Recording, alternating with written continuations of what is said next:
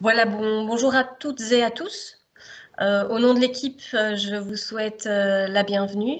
Je suis ravie de vous retrouver et évidemment, je vous souhaite le meilleur pour cette nouvelle année. Nous allons débuter ce webinaire consacré aux indépendants personnes physiques en difficulté. Donc, ce webinaire, c'est le quatrième d'une série de 6 qui est consacrée à cette problématique. Je vous rappelle où je vous apprends qu'une nouvelle session a été programmée le 25 janvier, toujours aux mêmes horaires.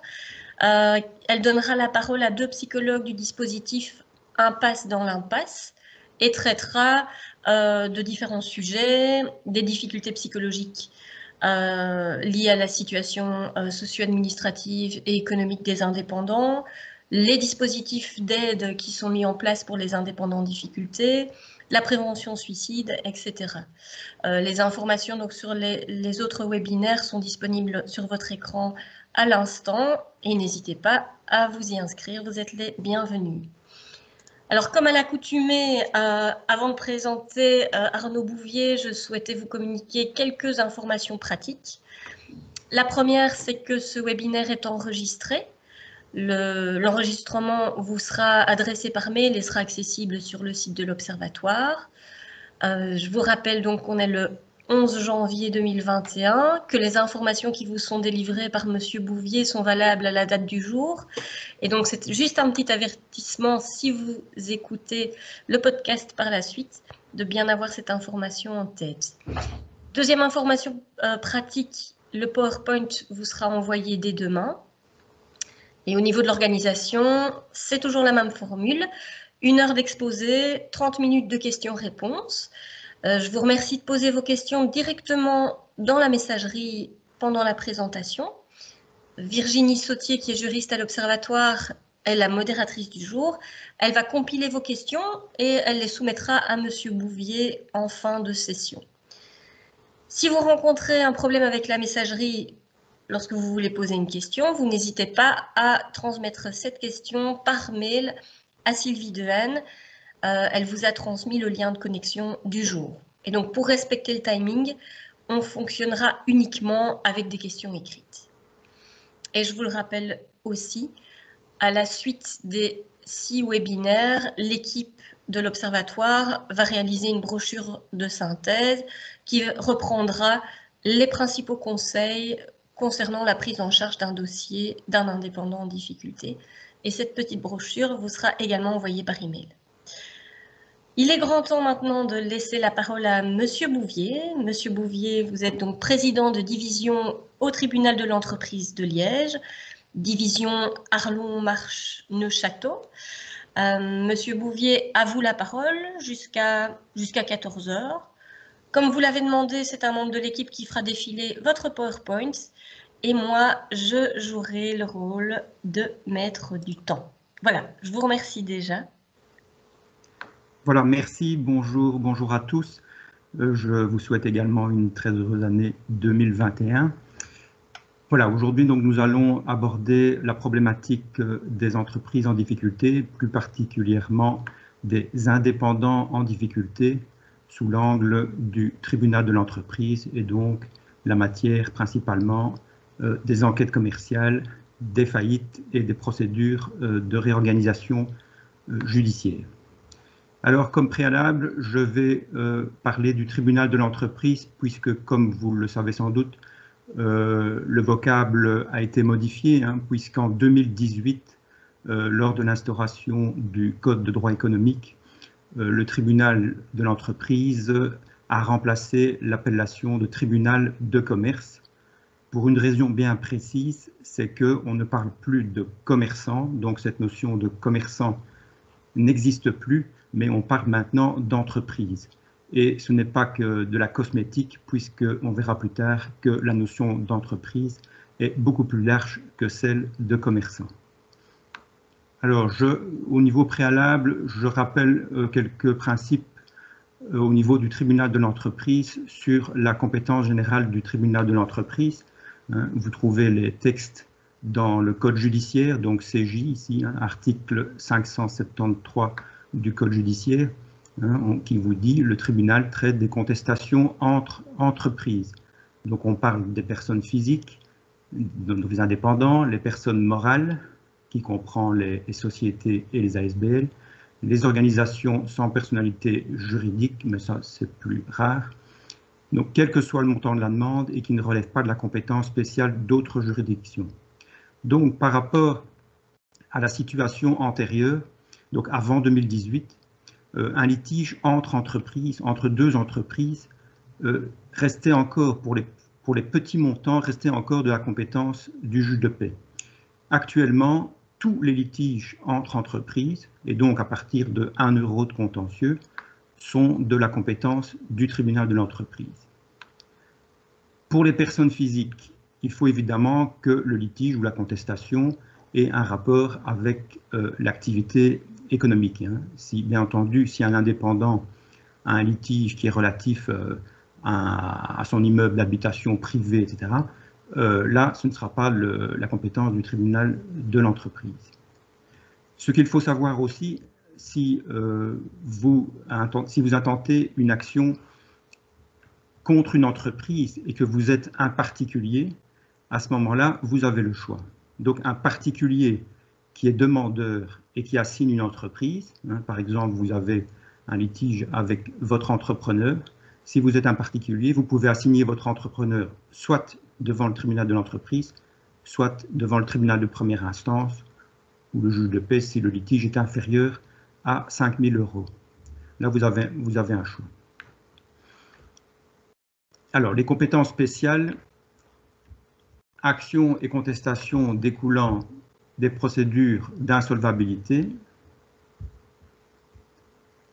Mais vous avez donc tout le contentieux général de l'entreprise, tout le contentieux spécifique des sociétés et les contestations relatives aux lettres de change. J'essaie d'enlever la barre qui est en dessous. Excusez-moi, mais...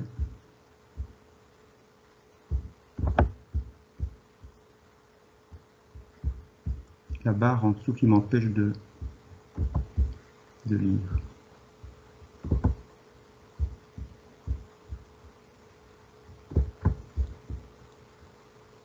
Oui, je ne sais pas.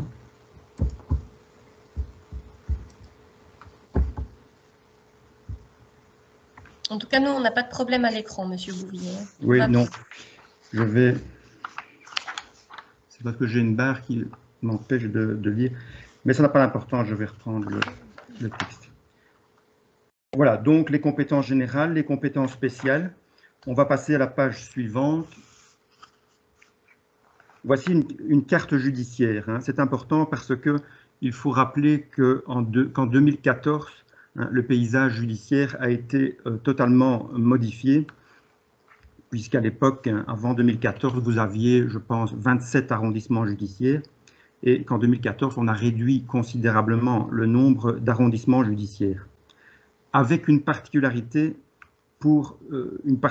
supplémentaire pour les tribunaux de l'entreprise et pour les tribunaux du travail, puisque ces deux derniers tribunaux, donc tribunal de l'entreprise et tribunaux du travail, sont organisés au niveau territorial du ressort de la cour d'appel.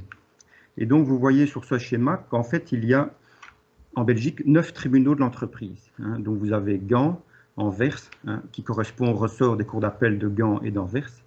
Vous avez le tribunal de l'entreprise du Hainaut, donc qui correspond à la province du Hainaut, et vous avez le tribunal de l'entreprise de Liège, qui correspond aux 3 provinces, donc Liège, Namur et Luxembourg. Et vous avez les tribunaux de l'entreprise à Bruxelles, vous avez un tribunal de l'entreprise francophone et un tribunal de l'entreprise néerlandophone. Vous avez le tribunal de l'entreprise de Louvain et vous avez le tribunal de l'entreprise du Brabant wallon. La particularité des tribunaux, vous voyez que Liège et Hainaut ont des territoires énormes qui regroupent presque l'entièreté de la Wallonie. Et ces tribunaux sont donc divisés en divisions. Donc vous avez plusieurs divisions. Par exemple, le Hainaut, vous avez la division Tournai, la division Mons et la division Charleroi, qui correspond aux 3 anciens arrondissements judiciaires. À Liège, ça c'est l'endroit où je travaille, donc il y a 8 divisions. Donc vous avez Dinan, Namur, Huy, Verviers, Liège, Arlon, Marche et Neufchâteau. Et la particularité, en tout cas pour ceux qui sont intéressés par le territoire du ressort de la Cour d'appel de Liège, c'est que le contentieux de l'insolvabilité est regroupé à 3 endroits. Donc vous avez le tribunal de l'insolvabilité pour la province de Namur qui se situe à Namur, vous avez le tribunal de l'insolvabilité pour la province de Liège qui se situe à Liège, et vous avez le tribunal de l'insolvabilité pour la province de Luxembourg qui se situe à Neufchâteau.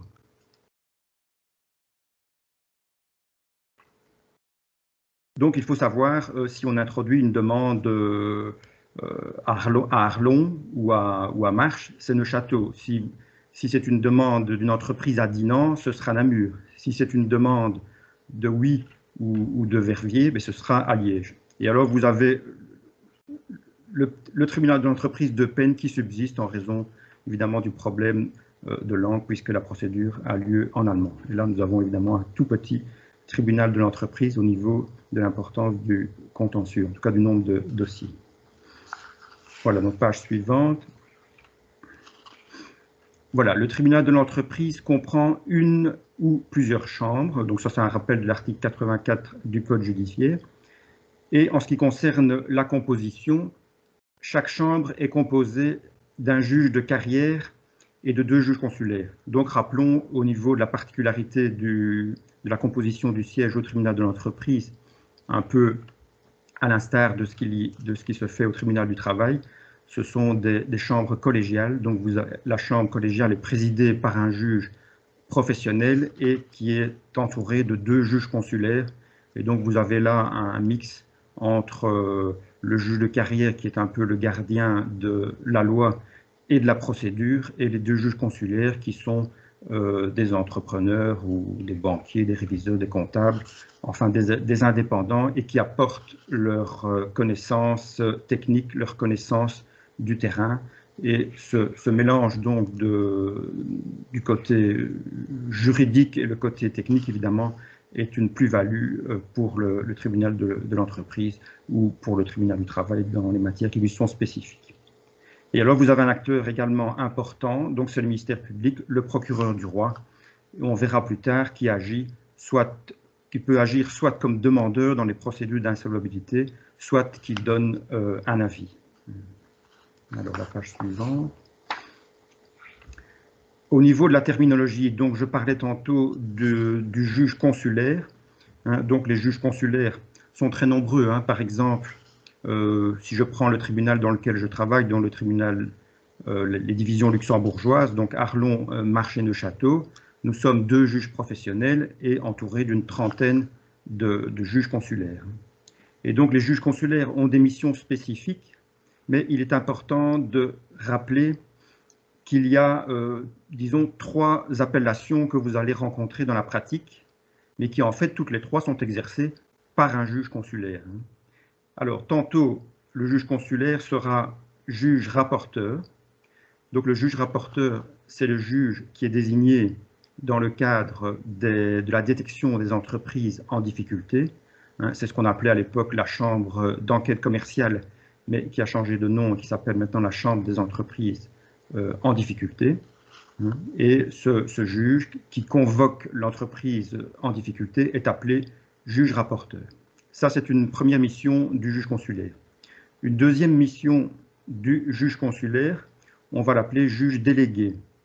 Le juge délégué, il est désigné dans le cadre des procédures de réorganisation judiciaire. Ces fameuses procédures qu'on appelle PRJ. Donc, dans les procédures de réorganisation judiciaire, mais on le verra un peu plus loin, ce juge va être désigné pour exercer une mission dans le cadre de la PRJ. Et alors, une troisième mission qui incombe au juge consulaire, c'est la qualité de juge commissaire. Juge commissaire, là, nous sommes dans le cadre de la procédure de faillite. Et ce juge commissaire exerce une mission de surveillance des opérations de la faillite à côté du curateur. Enfin, le curateur qui gère la faillite, tandis que le juge commissaire surveille la faillite. Et donc, ce juge intervient à différentes étapes de la procédure. Il rend des ordonnances, etc. Alors, la page suivante. Alors, Rexol. Rexol, évidemment, c'est une nouveauté qui date de 2017, donc c'est relativement récent.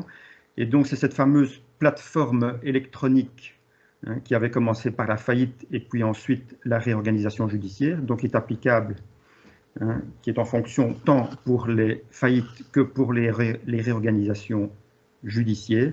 Donc, Rexol, ça veut dire Registre central de la solvabilité.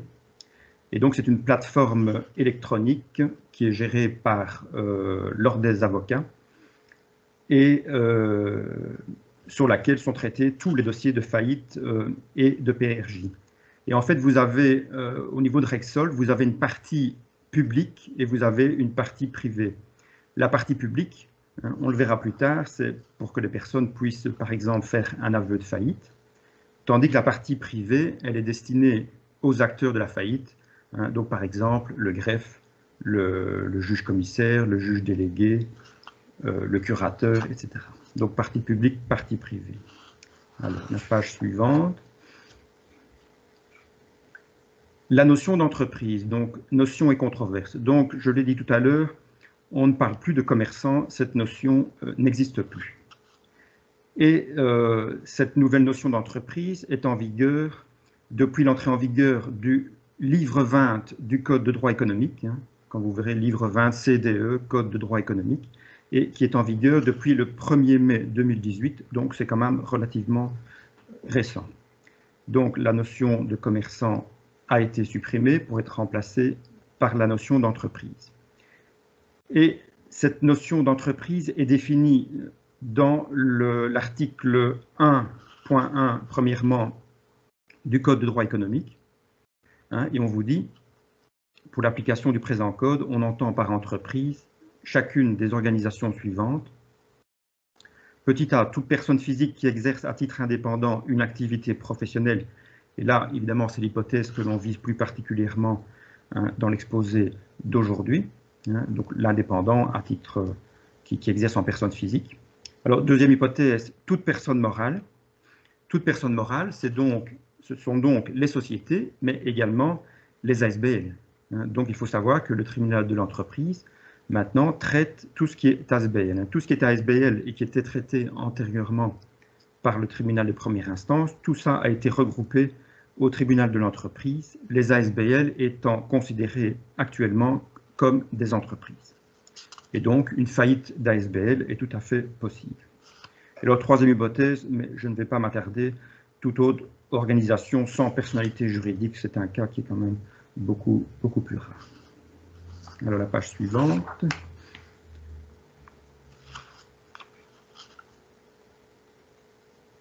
Donc, il rappelle à compter de la date d'entrée en vigueur de la présente loi,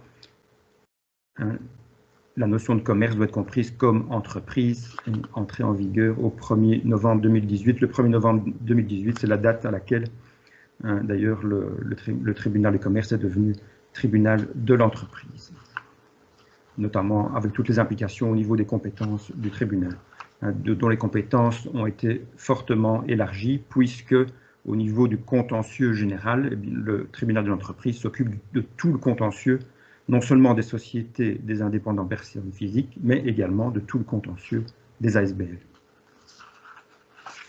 Alors, la page suivante. Vous avez un schéma ici, donc vous voyez notion d'entreprise au centre. Vous avez les indépendants, à droite, les indépendants à titre principal, donc c'est l'hypothèse la plus fréquente.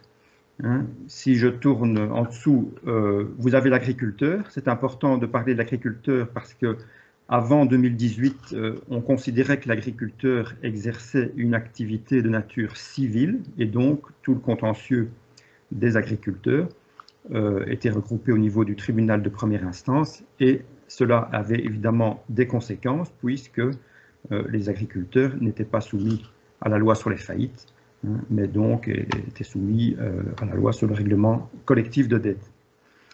Actuellement, donc, les agriculteurs sont considérés comme des entreprises et donc sont ressortis de la compétence du tribunal de l'entreprise. Alors, hypothèse suivante, les mandataires de société. Ça, on va en parler tout de suite. Hein. Alors, l'hypothèse suivante, le titulaire de profession libérale. Là aussi, c'est une nouveauté depuis 2018, parce que antérieurement, hein, puisqu'on parlait de commerçants, on excluait automatiquement toutes les professions libérales. Hein, donc, les médecins, les avocats, les notaires, les huissiers, etc. Enfin, toutes les professions libérales étaient exclues, hein, de la compétence du tribunal de commerce, alors que maintenant, hein, toutes ces professions libérales sont considérées comme des entreprises. Donc, il est tout à fait possible maintenant, hein, de prononcer qu'un tribunal d'entreprise prononce la faillite d'un médecin, d'un avocat, d'un huissier de justice, etc. Donc ça, c'est quand même une nouveauté. Donc c'est vraiment toutes les entreprises sur la compétence du tribunal de l'entreprise, et donc cela a augmenté considérablement d'ailleurs le contentieux du tribunal de l'entreprise. Voilà, on va passer à la page suivante puisque j'avais laissé de côté le mandataire de société. Donc le mandataire de société, le gérant ou l'administrateur de société, est-il une entreprise ou non? Et là, c'est une controverse qui est née suite à l'entrée en vigueur, hein, de la nouvelle loi en 2018. Est-ce que le gérant est une entreprise? Et c'est évidemment une question importante, puisque la question est de savoir si un gérant de société peut être déclaré en faillite. Alors, vous avez une première hypothèse, c'est le gérant de société qui n'est pas rémunéré. Donc, si le mandat est exercé à titre gratuit, là, on va retenir, et c'est assez logique, qui n'est pas une entreprise. Parce que la notion d'entreprise suppose quand même l'exercice d'une activité qui génère des revenus. Ça, c'est la première hypothèse qui ne pose pas véritablement de problème. Par contre, la seconde hypothèse, qui pose plus de difficultés, c'est l'hypothèse du gérant de société qui est rémunéré. Et là, vous avez deux courants qui se sont développés donc en 2018, en 2019. Bon, actuellement, on va voir comment cela évolue, mais à ma connaissance, il n'y a pas encore eu d'arrêt de la Cour de cassation qui a tranché la controverse. Mais vous avez un premier courant qui a été développé par les tribunaux du Hainaut, hein, notamment un jugement de la division tournée du tribunal de l'entreprise du Hainaut, et également un arrêt de la Cour d'appel de Mons, qui a considéré que le gérant n'était pas une entreprise, hein, à défaut d'une organisation. Hein, parce qu'on disait la notion d'entreprise suppose l'existence d'une organisation reposant sur l'agencement de moyens personnels et matériels distincts de la personne morale. Or, généralement, une telle organisation n'existe pas dans le chef du gérant. On considère que le gérant n'a pas une organisation propre, distincte de celle de la société qu'il gère. Et donc, la Cour d'appel de Mons considérait donc que le gérant n'est pas une entreprise, et la conséquence en est que le gérant ne peut pas être déclaré en faillite.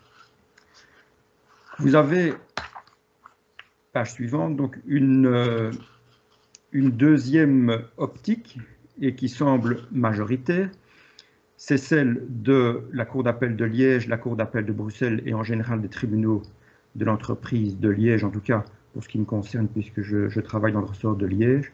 Là, nous sommes assez unanimes. Mais donc, c'est un courant majoritaire, hein, parce que vous voyez appel Liège, appel Bruxelles. Et ce deuxième courant considère que le gérant est une entreprise dès lors qu'il exerce une activité professionnelle à titre indépendant. Et donc là, on abandonne le critère de l'organisation, de la question de savoir s'il y a organisation ou non, et on retient simplement le critère que, en fait, le gérant est un indépendant qui exerce une activité professionnelle et qui génère des revenus, en tout cas, lorsque ce n'est pas à titre gratuit. Et l'implication, donc, c'est que le gérant peut être déclaré en faillite. Donc, vous pouvez avoir une hypothèse de la société qui est déclarée en faillite, et puis ensuite, son gérant qui est déclaré en faillite. Vous pouvez avoir donc une double faillite. Et c'est quand même important, notamment lorsque, par exemple, un gérant cautionne les engagements de sa société. Bon, alors quelle est l'évolution de cette controverse? Tout ce que je peux vous dire, c'est que la majorité des tribunaux penchent pour le second courant, c'est-à-dire que le gérant de société est une entreprise.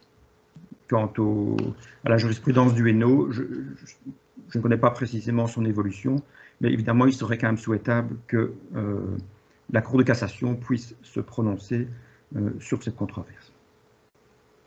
Alors, quid en ce qui concerne les indépendants qui n'ont pas de numéro BCE, donc à la Banque Carrefour des entreprises. Donc, il faut rappeler que l'inscription à la Banque Carrefour des entreprises vaut présomption d'entreprise. Hein. Si vous êtes inscrit à la Banque Carrefour des entreprises, ben, logiquement, vous êtes présumé être une entreprise. À l'inverse, si vous n'êtes pas inscrit à la Banque Carrefour des entreprises, cela ne veut pas dire que vous ne pouvez pas être une entreprise. Donc, tout est une question de fait. Hein. Il est tout à fait possible que vous ne soyez pas inscrit à la Banque Carrefour des entreprises, mais qu'en fait, votre activité soit tout à fait compatible avec celle d'une entreprise. Donc, le numéro d'entreprise est évidemment un indicateur important, mais ce n'est pas déterminant. Alors, la page suivante. Voilà, la Chambre des entreprises en difficulté, hein, donc on appelait avant la Chambre des enquêtes commerciales.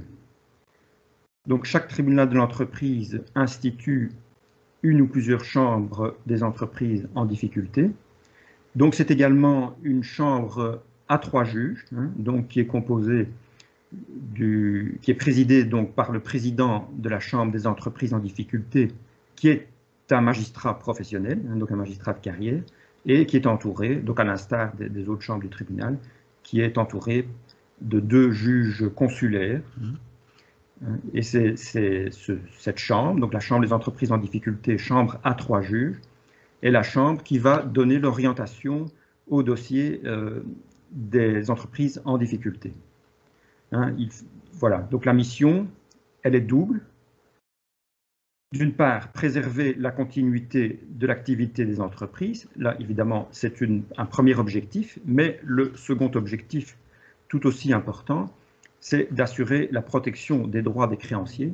Donc là, il faut trouver un équilibre. Il ne suffit pas hein, de se préoccuper hein, de l'activité de l'entreprise, mais encore faut-il voir si l'entreprise est encore viable, parce que si vraiment ce n'est plus le cas, alors les droits des créanciers ne seraient plus protégés et les droits des créanciers seraient aggravés. Il est tout à fait inutile de poursuivre une activité irrémédiablement condamnée. Donc c'est toujours un équilibre à trouver et la Chambre des entreprises en difficulté, évidemment, doit faire la part des choses, mais tout est cas d'espèce, un dossier n'est jamais l'autre. Alors, la page suivante. Alors, comment cela se passe au niveau de la Chambre des entreprises en difficulté? Eh bien, tout ce qu'on appelle, les informations qu'on appelle en langage courant les clignotants, sont récoltés au sein du greffe du tribunal de l'entreprise. Donc, il y a toute une collecte de données. Hein, et le greffe est alimenté hein, par tous les clignotants donc, qui concernent les débiteurs en difficulté, hein, que ce soit les indépendants en personnes physiques, les sociétés, les ASBL, etc. Hein. Et par exemple, comme clignotant, on note ici absence de versement des cotisations sociales. Bon, vous avez l'ONSS, vous avez les cotisations sociales trimestrielles de l'indépendant, vous avez la TVA qui ne serait plus payée depuis au moins un trimestre, vous avez aussi le précompte professionnel qui ne serait plus payé également pour plus d'un trimestre, vous avez aussi comme clignotant les jugements de condamnation par défaut. Il faut savoir que les tribunaux sont obligés de communiquer au tribunal de l'entreprise tous les jugements qui sont rendus par défaut et qui concernent une entreprise. Donc, tous les jugements par défaut, les copies des jugements par défaut sont envoyées au tribunal de l'entreprise pour être traités par la Chambre des entreprises en difficulté. Dernier exemple, jugement de résolution du bail commercial. Il va de soi que si le bail commercial est résolu au tort d'un locataire entreprise, cela évidemment sous-entend qu'il y a de grosses difficultés puisqu'il ne paierait plus, il n'aurait plus payé son loyer. Donc voilà, il faut bien savoir que le tribunal de l'entreprise est parfaitement informé des de la situation des entreprises en difficulté. Il y a également toutes les avis de saisie aussi qui sont transmis au tribunal de l'entreprise. Alors, donc, le greffe va ouvrir un dossier dès que le premier clignotant arrive, et en général, quand il y en a un premier, rapidement, vous avez le deuxième, et puis le troisième, et puis le quatrième. Et en tout cas, au niveau du tribunal de l'entreprise de Liège, la pratique, là c'est une pratique, ce n'est pas prévu par la loi, nous envoyons un questionnaire à l'entreprise avec différentes questions, et l'entreprise, généralement avec l'aide de son comptable, complète ce questionnaire qui est renvoyé donc à la Chambre des entreprises en difficulté et qui permet à la Chambre des entreprises en difficulté de se faire une meilleure idée de la situation. Parce que vous avez aussi toujours ce problème de décalage entre les informations qui arrivent et la réalité. Il est évident que si on reçoit des jugements par défaut, etc., bon, il y a toujours quand même un certain décalage au niveau administratif entre le traitement des informations, et il est possible que si la Chambre des entreprises en difficulté examine un dossier où on évoque 3-4 jugement de condamnation par défaut, par exemple, il est possible que 3 mois après, ces condamnations aient été réglées. Donc là, d'où l'utilité d'un envoi d'un questionnaire au débiteur qui pourra évidemment actualiser sa situation. Alors, la Chambre des entreprises en difficulté, donc, on va lui soumettre le dossier, donc devant les 3 juges, et elle va prendre une décision. Elle va prendre une décision, soit la situation ne paraît pas si grave, ou bien il y a eu certaines régularisations et la Chambre va classer le dossier. Le classement étant toujours provisoire, puisque si de nouvelles difficultés apparaissent 3 mois ou 6 mois après ou 1 an après, le dossier sera réouvert, donc c'est un classement toujours provisoire. La Chambre, donc, soit va classer le dossier, soit, deuxième hypothèse, va désigner un juge rapporteur. Je vous en parlais tantôt, donc c'est une des 3 missions du juge consulaire, donc juge rapporteur dans le cadre des entreprises en difficulté. Et donc ce juge rapporteur est désigné par la Chambre des entreprises en difficulté, et il va convoquer l'entreprise pour un entretien particulier et va examiner la situation de l'entreprise. Mais à ce stade, évidemment, il faut préciser que le juge rapporteur ne peut pas donner de conseils, ne peut pas donner d'avis à l'entreprise. Donc, il doit l'informer sur les différentes possibilités légales. Il doit attirer son attention sans doute sur certaines difficultés en examinant par exemple le bilan d'une société ou les comptes d'une personne physique. Il va attirer l'attention, mais jamais il ne pourra donner de conseils. Et alors, troisième hypothèse, mais là c'est quand la situation est beaucoup plus grave ou plus critique. Si la Chambre des entreprises en difficulté estime qu'il y a un état de faillite, alors elle peut transmettre le dossier au procureur du roi. Mais je crois qu'on va en reparler encore un peu après. Alors, en cas de menace pour la continuité de l'activité ou le risque de dissolution, convocation du débiteur et enquête. S'il y a impossibilité d'un redressement économique, possibilité de communiquer le dossier au parquet qui va solliciter la mise en faillite. Je crois qu'on va en parler plus tard. Possibilité de proposer au tribunal de l'entreprise de prononcer la dissolution de la société qui n'a pas déposé pour une année ses comptes. Donc là, il faut savoir, mais ça c'est au niveau des sociétés, je ne parle pas ici des indépendants en personnes physiques, mais enfin, il y a quand même beaucoup de petites sociétés unipersonnelles. Donc, si vous ne déposez pas vos comptes pendant une année, parce qu'il faut savoir qu'avant c'était 3 années, maintenant ce n'est plus qu'une seule année, le tribunal pourrait prononcer la dissolution de la société. Donc là, il faut vraiment être très vigilant, puisque la carence d'une année suffit pour être dans les conditions d'une dissolution de la société. Donc, page suivante. Le médiateur d'entreprise. Possibilité pour l'entreprise de demander la désignation d'un médiateur d'entreprise en vue de faciliter la réorganisation de tout ou partie de ses actifs ou de ses activités.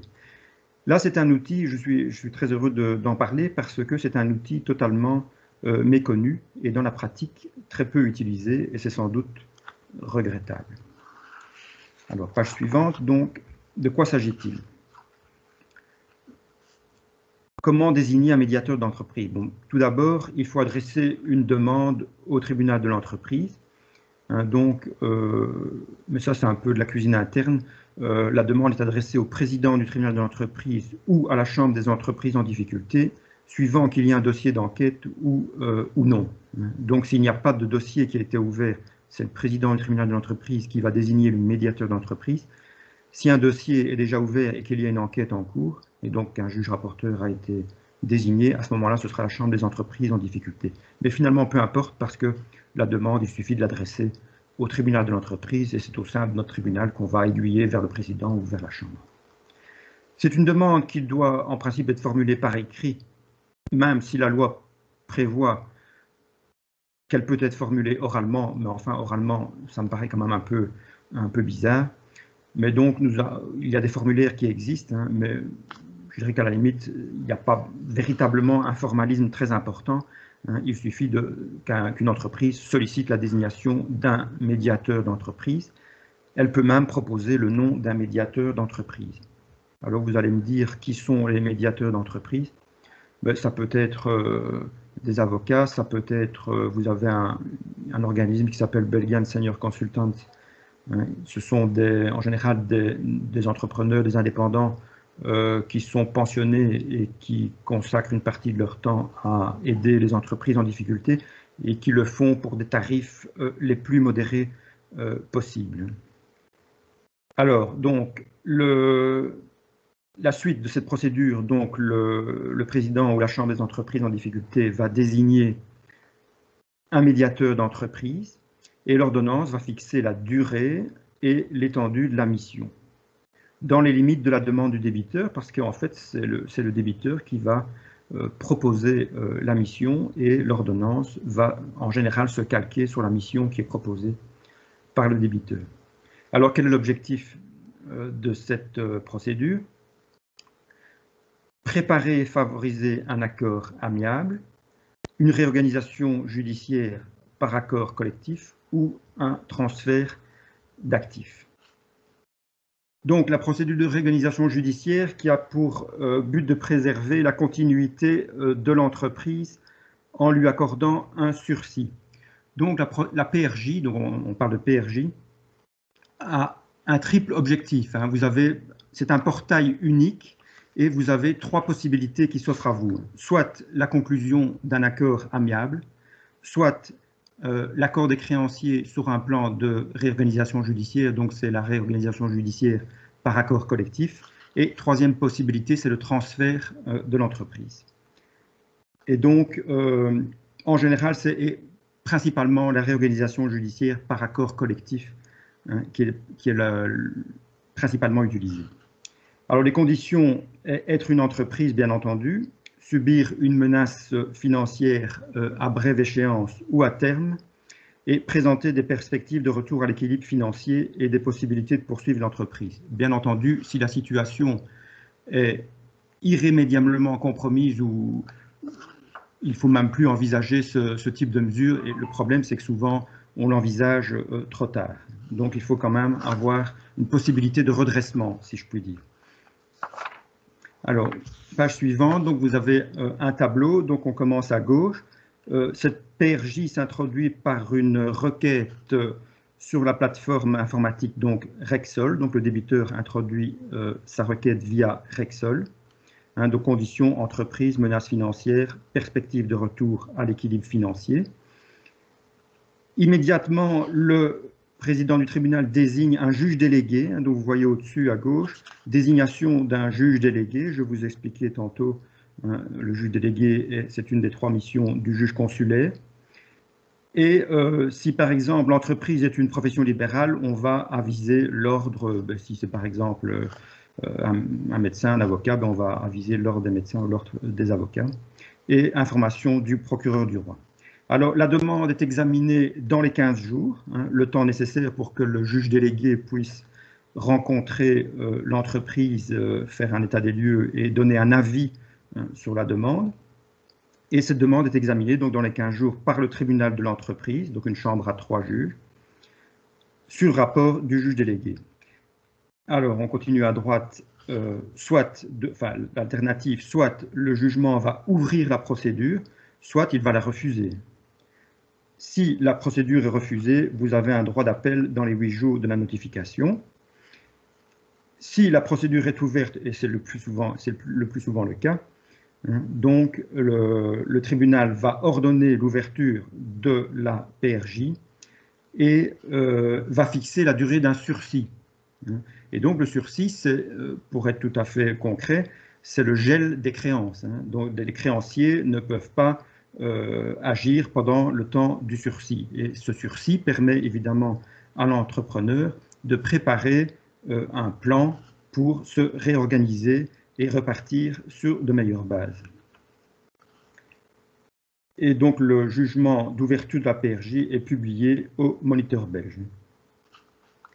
Alors la page suivante. Le coût de la requête, donc il n'y a pas de droit de mise au rôle, tout comme en matière d'insolvabilité c'est le cas, mais vous avez quand même les 20 € de contribution au fonds d'aide juridique et 295 € de contribution à Rexol. Donc je rappelle que Rexol c'est une plateforme informatique qui est gérée par l'Ordre national des avocats. Donc ça c'est une contribution donc, pour cette plateforme. Alors, liste des informations et des documents à joindre à la requête. Ben, vous devez exposer les événements, l'indication des objectifs. Si vous êtes une société, les 2 derniers comptes annuels. Si vous êtes une personne physique, vous allez déposer les 2 dernières déclarations à l'impôt des personnes physiques.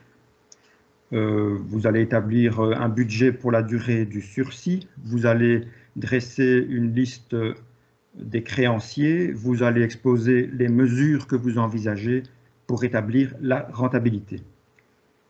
Alors, donc fichage Moniteur belge, Banque Carrefour, Rexol, évidemment, c'est la PRJ à une publicité. Évidemment, ce n'est pas comme la médiation d'entreprise où il n'y a pas de publicité. Donc, majoritairement, donc, le plus souvent, il s'agit d'une demande de réorganisation judiciaire par accord collectif. Donc, moi, dans le cas de cet exposé, il n'est pas possible de se pencher sur l'accord amiable ou le transfert parce qu'on n'aurait pas le temps et puis il faut rester quand même dans un cadre général.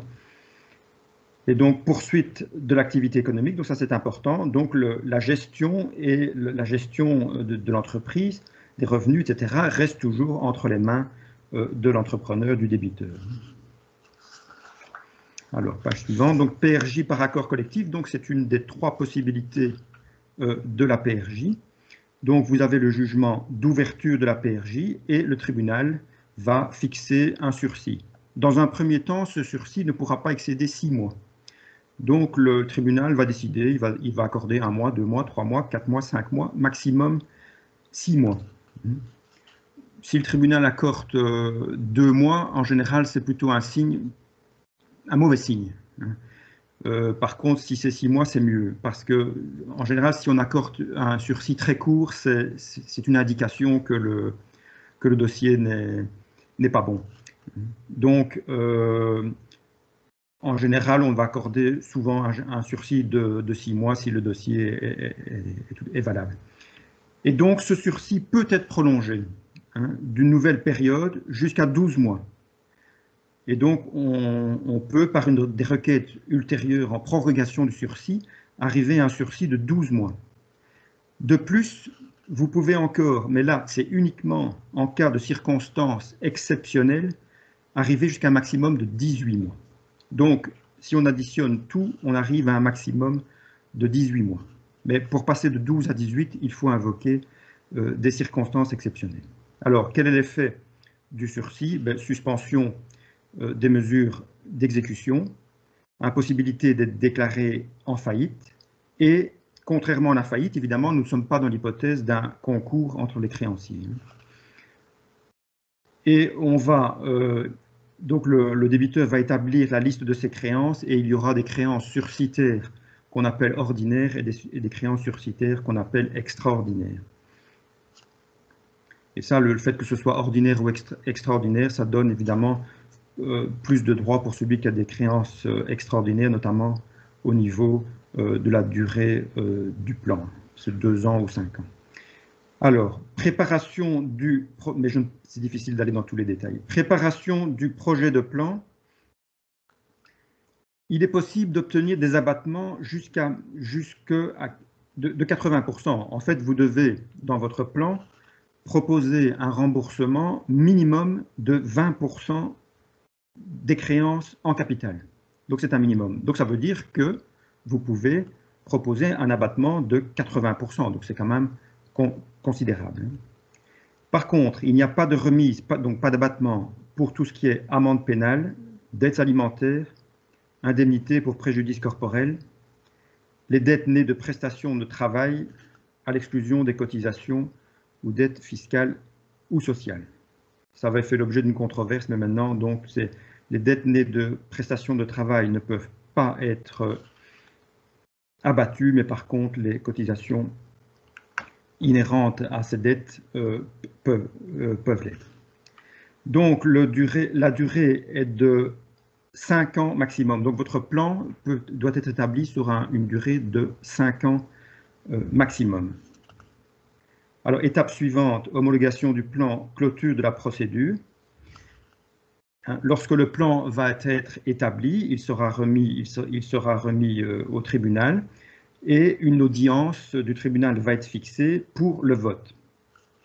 Alors, à ce vote, donc l'entrepreneur va venir défendre son plan et après explication, le tribunal va procéder au vote et il faudra une double majorité. Mais là, j'attire votre attention, quand on parle de double majorité, ce n'est pas une double majorité qui est calculée sur l'ensemble des créances et sur l'ensemble des créanciers.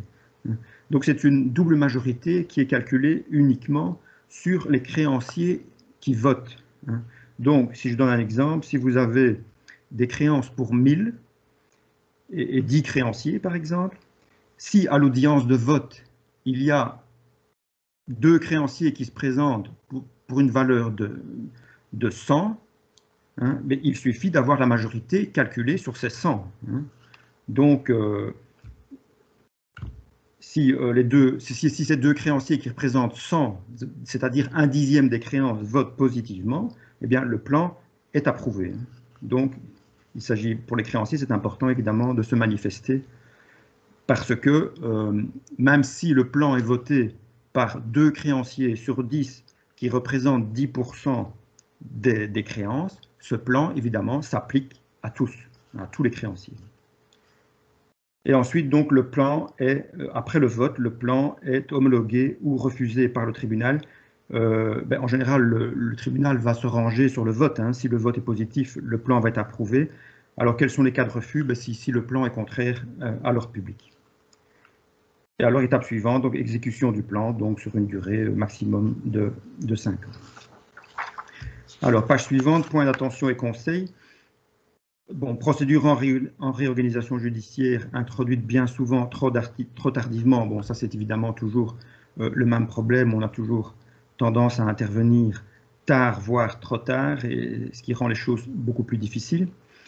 L'état de faillite n'exclut pas la réorganisation judiciaire. C'est important de souligner. On peut très bien être en état de faillite, mais quand même solliciter une réorganisation judiciaire. C'est tout à fait possible. Mais il faut évidemment qu'il y ait une possibilité de redressement, parce que si c'est un état de faillite irrémédiable où il n'y a plus rien à faire, ça c'est inutile. Mais s'il y a vraiment une possibilité, si l'entreprise a des possibilités un avenir, une possibilité de redressement, c'est tout à fait possible, même s'il y a état de faillite.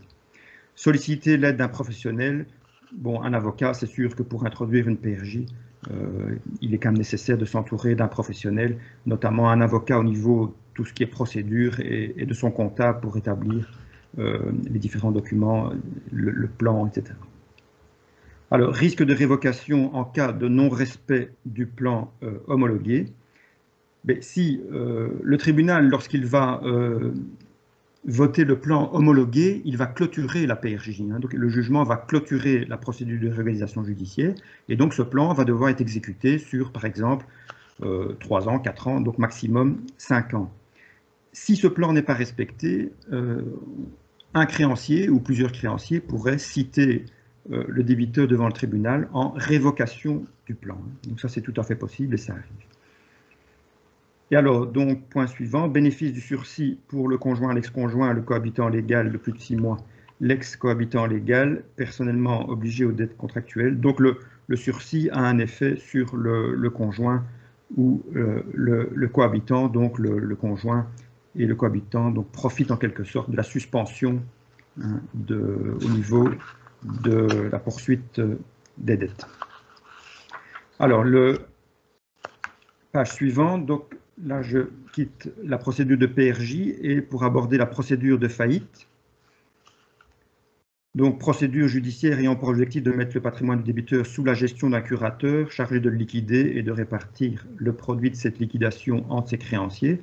Donc, vous avez compris que, contrairement à la PRJ, qui n'est pas une procédure collective, qui n'a pas pour objectif, évidemment, de liquider les actifs, ici, la faillite a évidemment pour objectif la liquidation des actifs et le paiement des créanciers.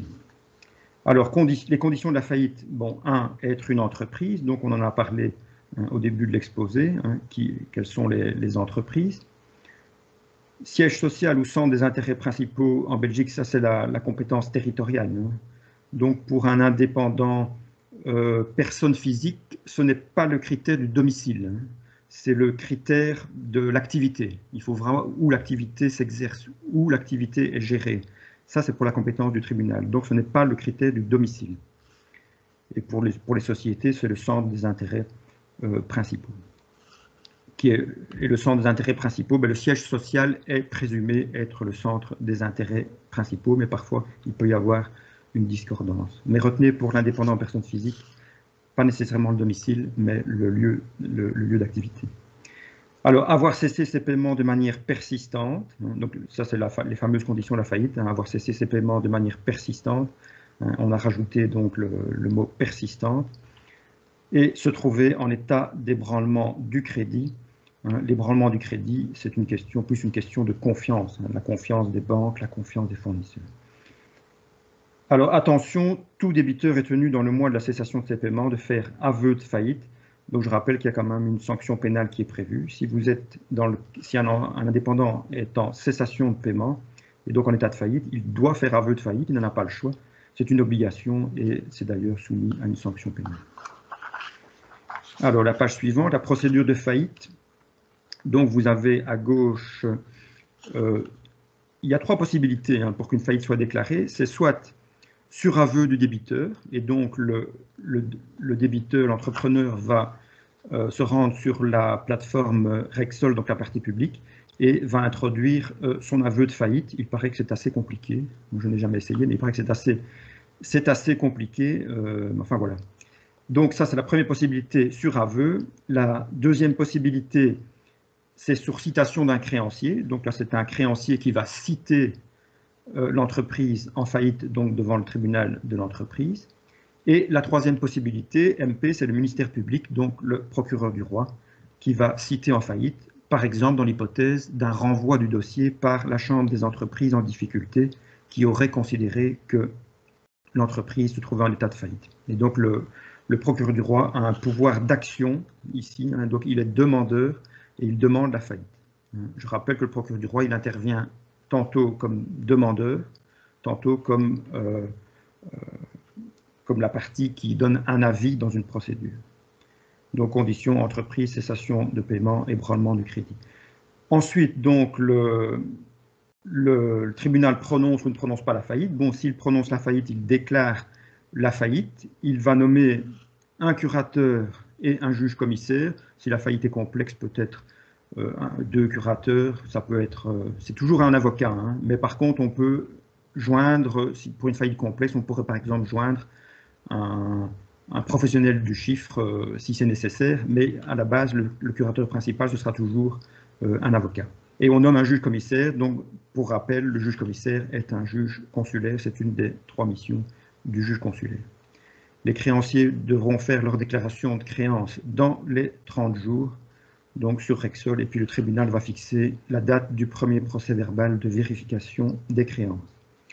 Le jugement de faillite est publié au Moniteur belge, et la requête en effacement. Là, on va en parler parce que c'est fort important, mais c'est peut-être dans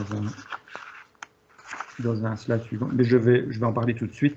La requête en effacement, vous devez, lorsque vous faites aveu de faillite, ça ne concerne que les indépendants personnes physiques. Hein. L'effacement ne concerne pas les sociétés, les ASBL. Hein. Donc, pas les personnes morales, mais les personnes physiques. Donc, si vous faites aveu de faillite, vous pouvez introduire la demande en effacement lors de l'aveu directement, et c'est la meilleure chose à faire.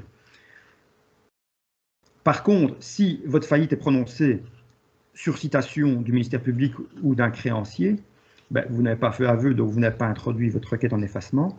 Vous avez un délai, et là je suis tout en bas à droite du schéma, vous avez un délai de 3 mois à partir du jugement pour introduire votre demande en effacement. Bon, le problème de l'effacement, il est très problématique parce que beaucoup de personnes oublient de demander l'effacement.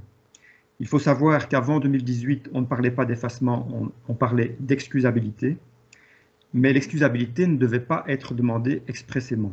Elle était examinée par le tribunal en fin de procédure. Tandis que l'effacement, s'il n'est pas demandé, il ne peut pas être accordé. Donc ça, c'est capital.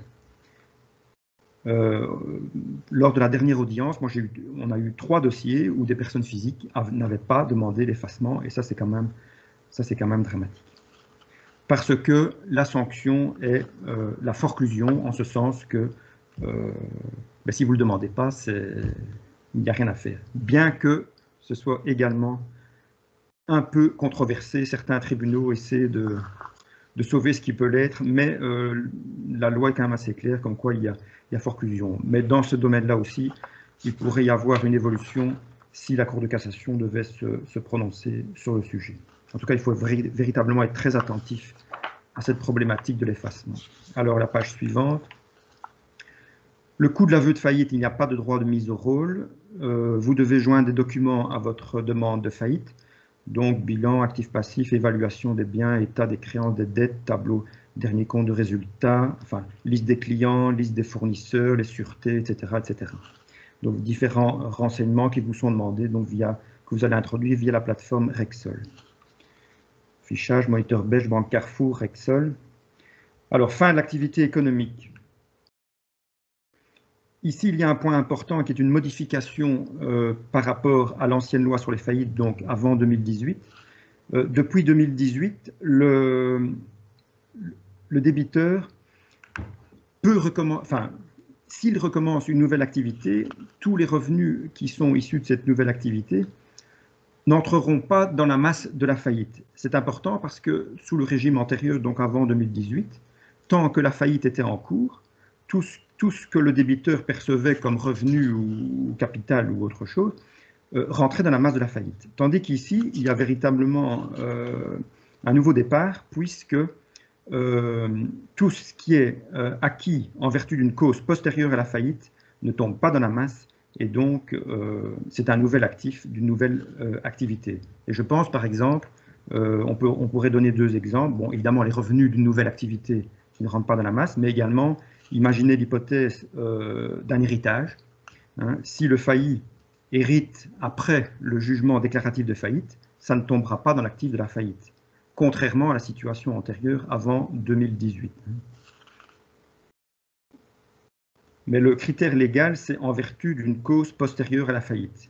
Donc ça veut dire, par exemple, je ne sais pas, si votre père ou votre mère décède 3 jours avant la faillite, ben, on aura une cause antérieure à la faillite. Si le décès intervient 3 jours après, la cause sera postérieure à la faillite. Donc, voilà. Mais c'est un changement très important par rapport à la situation antérieure et qui améliore quand même considérablement la situation du failli. Alors, possibilité de reprendre l'activité économique, c'est ce que je viens de dire, sous réserve d'une interdiction formulée par le tribunal. Alors, la page suivante, donc le jugement déclaratif de faillite. Bon, là, nous sommes dans l'hypothèse du concours, hein, donc contrairement à la PRJ. Là, il y a un concours des créanciers, dessaisissement de l'administration des biens du débiteur, puisqu'il y a un curateur qui a été désigné. Bon, bien entendu, le failli peut toujours demander un secours alimentaire, et il y a les biens, certains biens qui sont insaisissables, hein, puisque le failli, évidemment, ne peut pas se retrouver sans rien. Et suspension des mesures d'exécution sous réserve de certaines hypothèses, mais là on ne va pas entrer dans ces détails. Déclaration de créance par les créanciers. Alors, point 2, donc à droite, descente de faillite. Donc, en général, il y a une descente de faillite principalement pour faire l'inventaire. Donc, c'est le juge-commissaire qui va décider. Le juge-commissaire va descendre sur les lieux en présence du curateur et ils vont établir un procès-verbal de descente, on appelle ça un procès-verbal de descente, où on va exposer la situation et tous les renseignements nécessaires à la liquidation. Donc l'inventaire, état et description des biens mobiliers et immobiliers. Alors, l'étape suivante, la vérification des créances, vérification des créances déclarées et établissement du passif du débiteur et détermination des droits et privilèges des créanciers. Donc évidemment, tous les créanciers ne sont pas sur pied d'égalité. Vous avez les créanciers qui regraphèrent et ceux qui ont un privilège ou une hypothèque ou un gage, etc. Alors, liquidation de l'actif, vente de l'actif et calcul de la répartition du produit de la liquidation entre les créanciers selon les causes de préférence. Évidemment, souvent dans les faillites, les créanciers regraphèrent ne touchent rien la plupart du temps. Clôture de la procédure, vérification de la répartition du produit de la liquidation de l'actif entre les créanciers et décision concernant l'excusabilité, l'effacement du débiteur, personne physique. Alors, la page suivante. Ça, c'est un point important ici. Si la cessation d'activité est intervenue depuis plus de 6 mois, il n'est plus possible d'être déclaré en faillite. Donc là, il faut vraiment faire attention. Si on fait aveu de faillite, il faut le faire dans le délai de 6 mois. Mais si vous avez arrêté et puis qu'il s'est écoulé un délai de 7, 8, 9 ou 10 mois, mais vous n'êtes plus dans les conditions pour être déclaré en faillite. Donc là, il faut être très vigilant par rapport à cette condition. Alors, l'excusabilité pour les faillites ouvertes avant le 1er mai 2018. Donc là aussi, il faut faire attention. Si la faillite a été ouverte avant le 1er mai 2018, et il y en a encore beaucoup évidemment, on parlera d'excusabilité. Par contre, si la faillite est ouverte à partir du 1er mai 2018, on tombe sur le régime de l'effacement. Et comme je l'ai dit tout à l'heure, c'est très important puisque pour les faillites ouvertes après le 1er mai 2018, l'effacement doit être demandé. Vous allez me dire, il ne suffit pas de le demander pour l'obtenir. Bon, il est relativement automatique, l'effacement. Il est en principe automatique s'il est demandé, sous réserve que soit le procureur du roi, soit tout intéressé pourrait faire une demande en refus d'effacement. Mais là, il faut introduire une demande. Donc le procureur du roi ou tout intéressé devra déposer une requête motivée en refus d'effacement et le tribunal devra apprécier s'il y a lieu d'accorder ou de refuser l'effacement totalement ou partiellement, et le critère étant les fautes graves et caractérisées. Donc le tribunal devra se pencher sur la question de savoir s'il y a eu des fautes graves et caractérisées qui justifient que l'effacement soit refusé. Alors la page suivante. L'effacement ne porte pas sur les amendes pénales, les dettes alimentaires, l'indemnité pour le dommage lié au décès ou l'atteinte à l'intégrité physique d'une personne causée par sa faute. Donc ça, ce sont des exclusions. Et alors le bénéfice de l'effacement pour le conjoint, l'ex-conjoint, le cohabitant légal, l'ex-cohabitant légal, qui est co-obligé aux dettes contractées par le débiteur. Donc là, le conjoint va bénéficier, donc pour toutes les dettes du failli qui sont liées à l'activité professionnelle, va également bénéficier de l'effacement. On ne parle pas évidemment des dettes qui sont personnelles du cohabitant, qui ne sont évidemment pas concernées. Mais on parle des dettes qui sont liées à l'activité professionnelle. Dernier point, bon, mesure Covid-19, mais nous sommes le 11 janvier. Donc il y a actuellement un moratoire sur les faillites. Il y a eu un premier moratoire qui avait expiré le 17 juin 2020, qui n'avait pas été prolongé. Mais fin décembre 2020, il y a une nouvelle loi qui a prolongé le moratoire jusqu'au 31 janvier 2021, donc il reste 3 semaines. Et vous allez me dire, entre la période 17 juin 2020 et décembre 2020, légalement, il n'y avait plus de moratoire, mais de fait, il y avait un moratoire, puisque le procureur du roi et en général les administrations ne citaient plus en faillite. Pour votre information, en 2020, il y a, ça peut paraître paradoxal, mais un recul des faillites très important.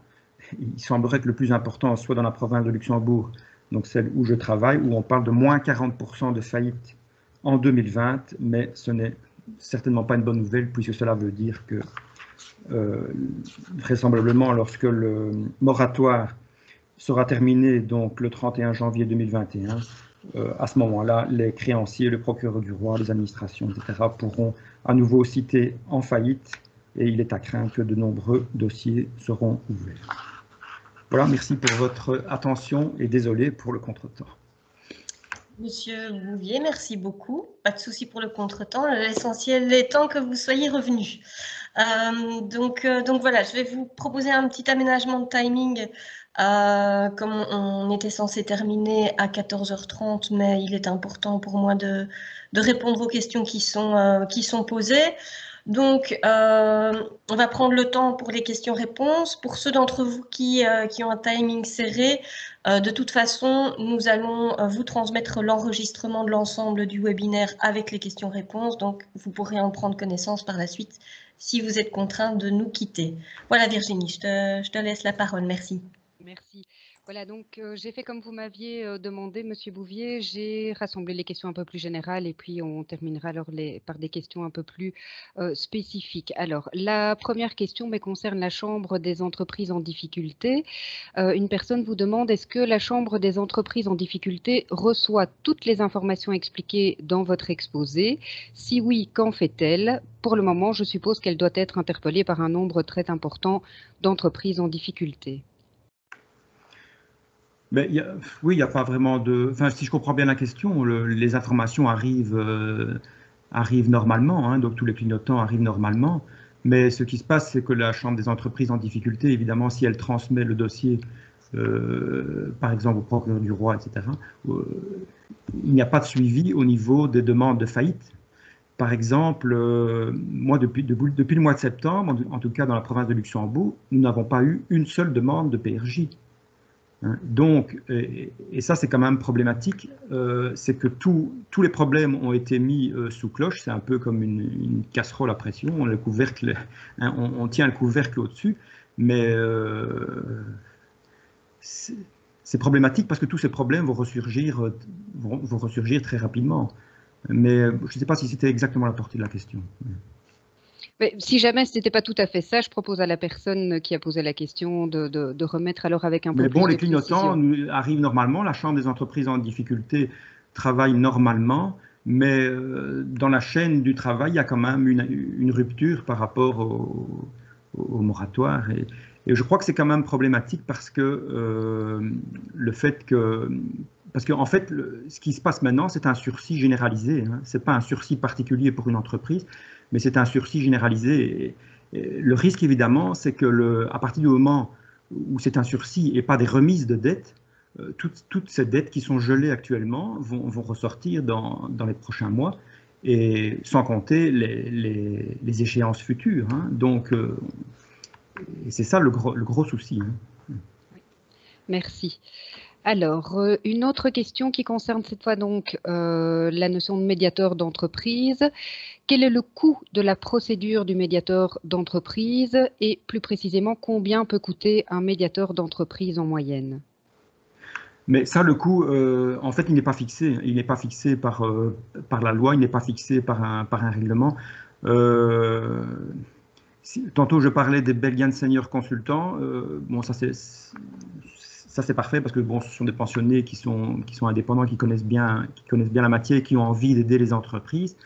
Je ne pourrais pas vous dire le montant exact, mais je sais que c'est vraiment le montant minimum, quoi. C'est pour couvrir leurs frais. Mais je ne saurais pas vous dire, c'est par journée. De mémoire, c'est 90 € de l'heure, je pense. Oh, je ne suis même pas sûr que c'est ça. Mais bon, ça peut varier il n'y a pas de barème légal, il n'y a pas de barème en fait. Donc, mais c'est le minimum, mais il y a quand même un petit coût, quoi. Ça, mais c'est le minimum. D'accord, merci. Je dirais que c'est pour couvrir leur coût, quoi. C'est pas pour gagner de l'argent, ça c'est clair. Mais il n'y a pas de barème, il n'y a pas aucun barème. D'accord, Donc ça peut merci. varier. Et si on désigne un avocat, ben bon, là, évidemment, c'est... Oui, donc désolé, mais il n'y a pas de barème. Alors, autre question, la médiation d'entreprise est-elle le pendant de la médiation de dette pour les particuliers? Non, ce n'est pas comparable, parce qu'en fait, ces termes de médiation, bon, vous avez aussi la médiation judiciaire hein, dans les litiges de droit commun, vous avez la médiation judiciaire, et puis on parle de médiateur d'entreprise, et puis on parle de médiateur de dette, mais ce sont quand même des notions qui ne doivent pas être confondues. Mais le médiateur d'entreprise, c'est plutôt une personne qui va pas représenter l'indépendant, mais qui va l'assister, hein, qui va essayer d'établir des plans avec lui, qui va aller contacter des administrations. C'est plutôt une mission d'assistance, mais en aucun cas il ne va représenter l'indépendant. Il n'a pas ce pouvoir-là. Mais alors c'est difficile de comparer avec un médiateur, parce qu'on pourrait... ce sont des notions qui doivent être bien distinguées. Un médiateur de droit commun, donc la médiation judiciaire, médiation de dette et médiateur d'entreprise. Mais je rappelle, hein, cet outil du médiateur d'entreprise est sous-utilisé. Je pense que vraiment, avant qu'il ne soit trop tard, c'est une opportunité intéressante. Et il ne faut pas hésiter. Je ne crois pas que les indépendants ne doivent pas attendre qu'une convocation ou un questionnaire arrive du tribunal de l'entreprise, parce que souvent, c'est fort tard. Hein. Vu les lenteurs administratives, etc., c'est souvent fort tard. Mais l'idéal, évidemment, c'est que l'indépendant prenne conscience de sa situation et aille de l'avant. Le cas échéant, il pourrait contacter le tribunal de l'entreprise. Mais ça ne se fait jamais. Je n'ai jamais, ou quasi jamais, peut-être une fois ou deux par an, mais maximum. Mais l'indépendant ne contacte pas spontanément le tribunal de l'entreprise, ce qui, à mon sens, est un tort parce que, de toute façon, le tribunal de l'entreprise est au courant de ses difficultés via le système des clignotants. Et d'autre part, il ne faut pas voir le tribunal de l'entreprise comme le méchant, entre guillemets, puisque notre volonté au niveau du tribunal de l'entreprise, c'est d'aider les indépendants. Hein, c'est pas de les mettre. C'est pas avec plaisir qu'on va déclarer des faillites. Hein, donc, si on a la possibilité via la Chambre des entreprises en difficulté d'aider les indépendants, on ne demande pas mieux, évidemment. Donc, je crois qu'il faudrait ne pas hésiter à contacter le tribunal d'entreprise, à déposer des demandes de désignation de médiateur d'entreprise. Mais je sais bien que ce n'est pas toujours facile de se manifester auprès d'un tribunal ou d'une administration fiscale. On a toujours peur que le dossier hein, que l'on croit caché ressorte. Hein, et alors, c'est toujours ce problème-là. Hein, mais il faut peut-être passer au-delà de ça. Mais ça, justement, rejoint la question suivante, qui est de se dire, mais à quel moment de ces difficultés l'entreprise peut-elle demander un médiateur d'entreprise? Mais je pense que l'aide du comptable est essentielle. Hein. Je crois que c'est le comptable, évidemment, qui est le professionnel du chiffre, parce que bon, c'est toujours le problème de l'indépendant. Enfin, c'est toujours l'expression traditionnelle. Hein. L'indépendant a le nez dans le guidon. En général, tout ce qui est chiffres, etc., il ne maîtrise pas, ou il n'a pas le temps de s'en occuper. Et il ne se rend pas bien compte de sa situation, ou bien il confond le brut avec le net. Il n'a pas conscience de tous les prélèvements sociaux et fiscaux qui vont intervenir un peu plus tard. Et là, je crois que l'assistance du professionnel du chiffre est essentielle. Hein, et le professionnel du chiffre peut, lorsque la situation commence à se détériorer, prendre des initiatives. Mais il faut évidemment éviter que ce soit trop tard. Mais c'est vrai que dans la plupart des cas, c'est souvent fort tard. Merci. Alors, on passe maintenant à la PRJ. Dans le cadre de la PRJ, les banques ont-elles le droit de dénoncer les crédits si ceux-ci ne présentent aucun arriéré? Non, non, parce qu'il n'y a pas de raison. Hein. Il n'y a pas de raison. La PRJ, c'est pour poursuivre l'activité. Donc, si les banques ne doivent pas dénoncer les crédits. Merci. Dans une PRJ, peut-on inclure les dettes privées?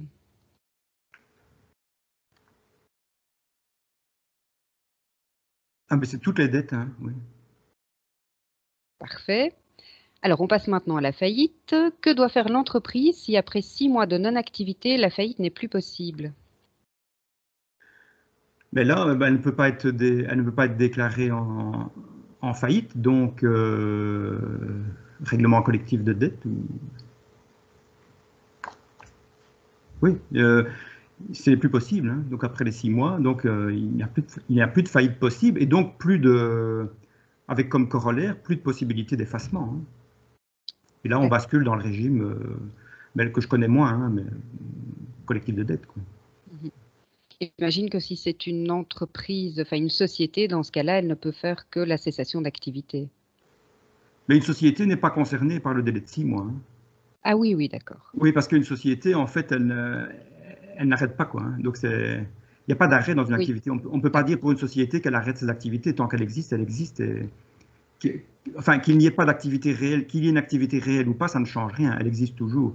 Tandis qu'un indépendant personne physique, si en fait il arrête ses activités, là, le délai de 6 mois va jouer. Donc, ça ne vaut que pour la personne physique, hein, ce délai.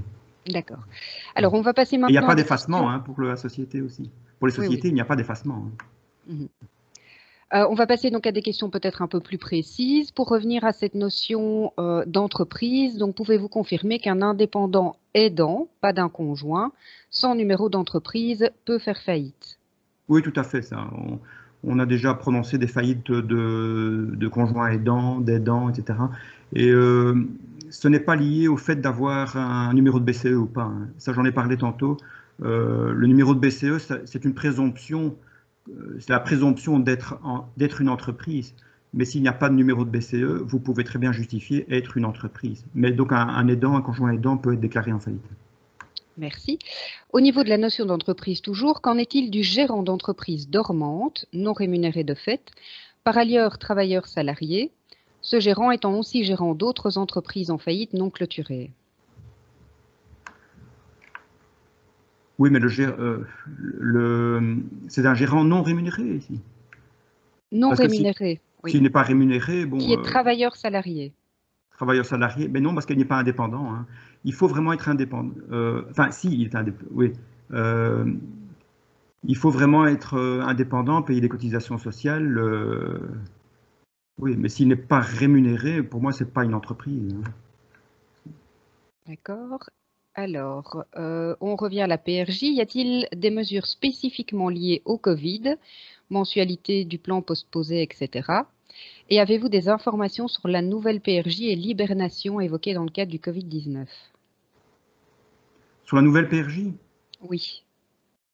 Non, il y a des projets en cours, mais à un moment donné, il y avait un projet pour faciliter l'accès à la PRJ où on voulait...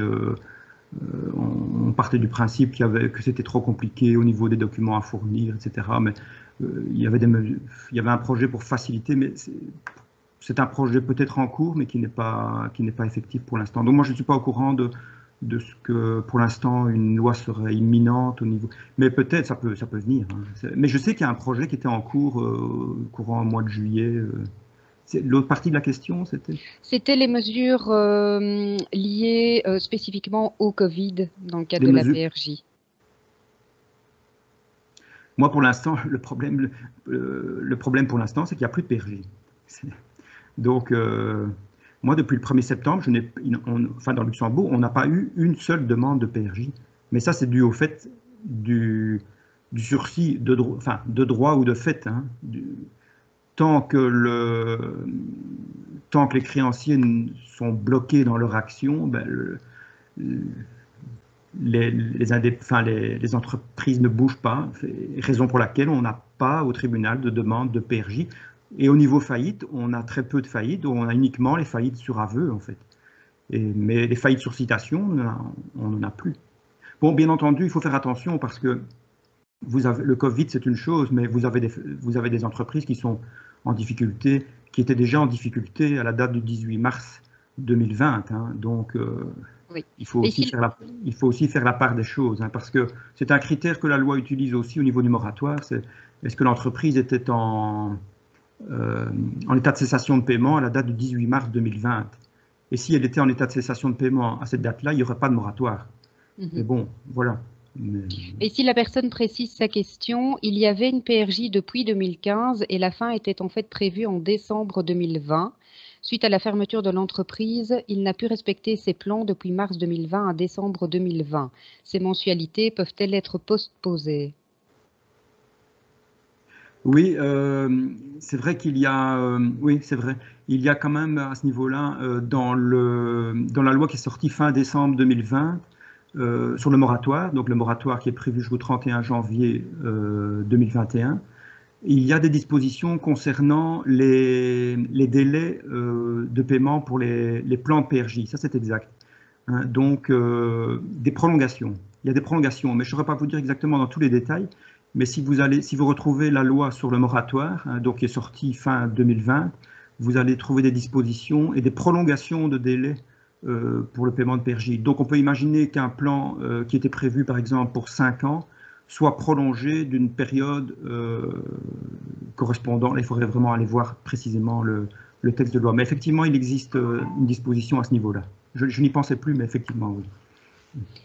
Dans le cadre d'une PRJ, le plan par accord collectif doit-il prévoir le remboursement du solde restant dû du crédit dans les 24 mois ou uniquement les arriérés bancaires peuvent être inclus dans la PRJ tandis que les futures échéances restent en dehors de la procédure?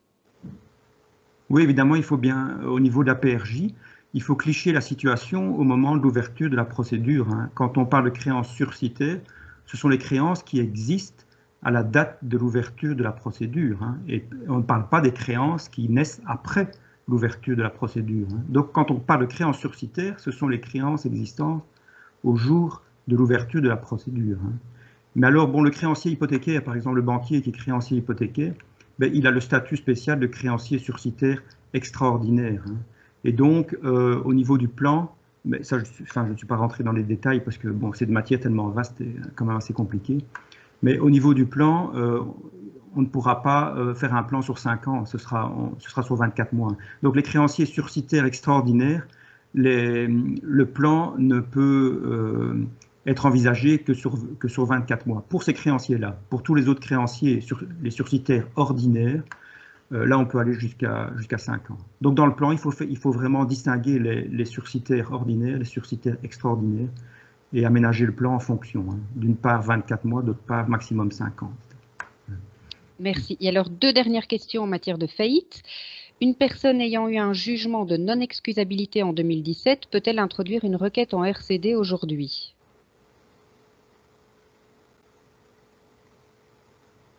C'est pas... Alors ça, je ne sais pas si c'est vraiment votre domaine. De non-excusabilité? Oui. Bah, oui, je suppose. Enfin, bon, ça, il faudrait demander aux spécialistes de règlement collectif, mais s'il y a un refus d'excusabilité, oui, je pense, mais il faut peut-être demander aux spécialistes. Mais dans ce cas-là, je pense qu'il pourra effectivement introduire je pense que oui. Un règlement collectif de dette. Par contre, il y aura un problème au niveau des dettes qui n'ont pas été excusées. Et donc, elles pourront faire l'objet éventuellement d'une remise, le cas échéant, dans le cas d'un plan amiable. Mais dans le cas d'un plan judiciaire, le magistrat ne pourra évidemment pas accorder de remise par rapport aux dettes restant après la faillite qui n'ont pas été excusées. Oui, au niveau du règlement collectif, ça, je ne saurais pas vous répondre. Moi, je ne travaille pas cette matière-là. Alors, dernière question. Le gérant d'une société qui n'a plus d'activité depuis plus de 6 mois peut-il encore faire aveu de faillite pour lui-même? Ah, c'est une bonne question. Et d'ailleurs, la Cour d'appel de Liège s'est prononcée assez récemment en disant que le délai de 6 mois était applicable. Mais alors, la question était de savoir si le délai... enfin, il y avait deux thèses. Hein. Soit que le délai ne court pas, hein, parce qu'on dit, ben, malgré la faillite, il est toujours gérant, ou bien on considère que le délai court. Et si le délai court, c'est à partir du jugement déclaratif de la faillite de la société. Et donc, à ce moment-là, ce serait la date du jugement déclaratif plus 6 mois. Et donc, le gérant devrait faire aveu de faillite dans les 6 mois. Et sur ce point-là, donc la Cour d'appel de Liège s'est prononcée assez récemment en disant qu'il fallait respecter le délai de 6 mois et que ce délai, donc, courait à partir du jugement déclaratif. Donc, si le gérant, si la faillite est prononcée le 1er janvier 2021, eh bien, il faudra que le gérant fasse aveu avant le 30 juin 2021, parce que s'il le fait 8 ou 9 mois après, eh bien, il ne sera plus dans les conditions de la faillite. En tout cas, ça, c'est la position récente de la Cour d'appel de Liège. Mais encore une fois... Je pense qu'ici, la question vise plus la société qui n'aurait pas fait faillite, mais qui n'a plus d'activité. Est-ce que le gérant, depuis plus de 6 mois, donc, est-ce que le gérant, malgré l'absence d'activité depuis plus de 6 mois de la société, peut lui-même encore faire faillite? Mais oui, parce qu'en fait, on ne peut pas parler d'absence d'activité d'une société, parce que, enfin, si, concrètement, on comprend bien qu'une société peut cesser effectivement des activités, mais juridiquement, elle ne cesse pas ses activités. Elle existe. Oui, c'est ce que vous disiez tout à l'heure. Donc, juridiquement, une société ne cesse pas ses activités. On ne va pas parler de ce délai de 6 mois. Mais voilà, je vous remercie pour vos réponses qui étaient très claires. Et je rends la parole à Caroline. Merci. Christelle vient de mettre les références qui avaient été demandées. Donc voilà, merci à vous toutes. Écoutez, on a un petit peu dépassé le temps, mais on est encore bien dans les délais. Donc tout d'abord, merci Monsieur Bouvier, merci à Virginie. J'espère qu'il n'y a pas eu un abandon de certains... Non, nous avons été patients. Ne vous inquiétez pas, ne vous inquiétez pas. Voilà, mais enfin, bon, voilà, ça c'est le matériel de la justice. Mais on m'a promis, suite à cet incident, on m'a promis un nouvel ordinateur. Ah, mais vous voyez, on aurait été utile. Merci à vous tous d'avoir participé à ce webinaire et merci à l'équipe aussi pour la préparation, notamment Sabine pour la réalisation du PowerPoint. Donc, comme je vous l'ai déjà indiqué, le PowerPoint et l'enregistrement vous seront transmis demain. Rendez-vous la semaine prochaine avec Monsieur Romain, lundi de 13h à 14h30. Donc, merci Monsieur Romain pour le petit teasing, hein, comme ça on a une idée précise de ce que vous allez pouvoir nous exposer. On se réjouit en tout cas de vous y retrouver. N'hésitez pas à vous inscrire via notre site et je vous souhaite une excellente après-midi. Merci. À bientôt.